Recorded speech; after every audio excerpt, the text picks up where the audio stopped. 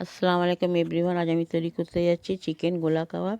এতে আমি 250 boneless chicken নিয়েছি, ধনে পাতা দিয়েছি এক মুঠো, 2-3টে কাঁচা লঙ্কা দিয়ে এটাকে ভালো করে গ্রাইন্ড করে নিলাম। এতে আমি 3 চামচ ব্রেড গাম দিলাম, তারপরে আদা রসুনের পেস্ট দিলাম, এক কোয়াটার চামচ লঙ্কার গুঁড়ো, কোয়াটার চামচ ধনে গুঁড়ো, গরম মশলার গুঁড়ো দিয়েছি কোয়াটার চামচ, একটু বেকিং সোডা দিয়েছি, তারপরে একটা পেঁয়াজ বেরেস্তা করা দিয়েছি, স্বাদ মতো লবণ, পাতিলেবুর হাফ পাতিলেবুর রস দিয়ে ভালো করে এটাকে মেখে নিয়ে এখানে একটা পেন্সিলের সাহায্যে আমি গোলা কাবাবগুলো তৈরি করে নেবো। সব এক একটা করে তৈরি করে নেবো। এখানে কড়াতে প্যানেতে তেল দিয়ে দিচ্ছি গরম করার জন্য। এখানে আমি একটা সস তৈরি করব সেই কাবাবটাকে একটু চটপটা তৈরি করার জন্য। এখানে আমি 1 চামচ দিয়েছি রেড চিলি সস, 1 চামচ টমেটো কেচাপ, একটু ভিনিগার দিয়েছি, তাতে আমি 1 চামচ দিয়েছি অ্যারারুট দিয়ে তাতে জল দিয়ে ভালো করে এটাকে গুলে নিয়েছি। আর সয়াবিন সস দিয়েছি 1 চামচ।